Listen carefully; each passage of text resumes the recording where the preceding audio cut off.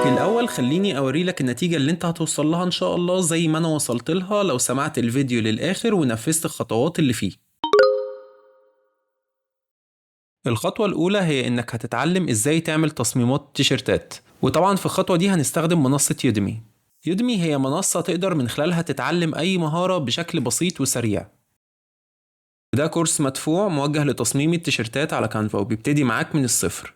الكورس ده ب$20 وهيقدر إنه يعلمك كل حاجة خاصة بتصميم التيشيرتات من A to Z على كانفا.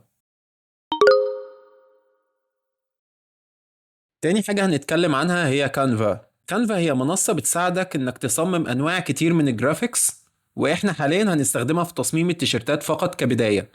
ميزة كانفا انك مش لازم تكون مصمم محترف علشان تعمل ديزاين، لانه بيوفر لك قوالب جاهزة او تمبلتس تبدأ بيها شغلك، فانت مش محتاج تبدأ من الصفر. وهنا هنختار الكريسماس لانه قرب والناس بتشتري تصميماته كتير علشان تحتفل بيه. وبعدها هنختار تصميم تجريبي علشان اوريلك الموضوع بسيط ازاي انك تبدأ عليه. وطبعا لو تقدر تغير اكتر وتدمج تصميمين او 3 مع بعض بيديك نتيجة افضل، او انك تعمل تصميم من الاول للاخر، وطبعا بعد ما تاخد الكورس هيكون ده سهل جدا بالنسبة لك. المرحلة الأخيرة وهي سبريد شيرت، هو الموقع اللي هنبيع عليه التيشيرتات بتاعتنا. الموقع ده بياخد تصميمك وبيعرضه على منتجات مختلفة عنده في المتجر، ولما حد بيشتريها بيطبعها له ويوصلها له، وبيديلك انت نسبة الربح اللي انت بتحددها وانت بترفع تصميمك. في الأول علشان تفتح متجر هتضغط على بutton start selling اللي فوق، بعد كده بتختار انك تفتح متجر خاص بيك، وبتدخل البيانات البسيطة خاصة بالمتجر بتاعك، وبكده احنا فتحنا متجر بنجاح.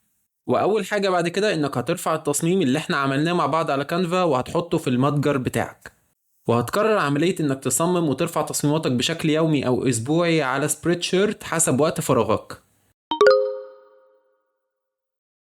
أول حاجة هتختار باي بال كوسيلة دفع في سبريد شيرت، وتاني حاجة هتروح على موقع باي بال وهتعمل عليه حساب، وبعدها هتروح للبنك اللي انت بتتعامل معاه في مصر وهتربط حسابك بالباي بال، وبكده تكون الفلوس وصلت لإيدك في مصر.